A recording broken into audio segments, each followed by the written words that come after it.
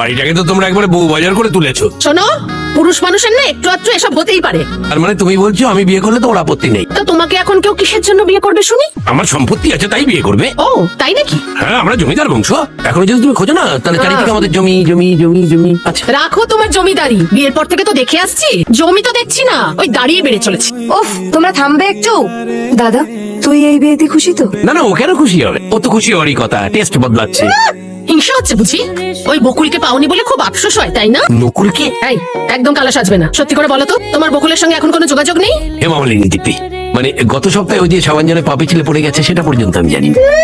আর জানার কিছু বাকি আছে? কোন কোম্পানির সাবানে পা পিছলে পড়ে গেছে সেটাও বলে দাও। জানিস তো ঘুমের মধ্যে এখনো আমার বকুল কই আমার বকুল কই বলে বিড়বিড় করে। ভগবানই জানে মনে মনে বকুলকে বিয়ে করে ফেলেছে কিনা।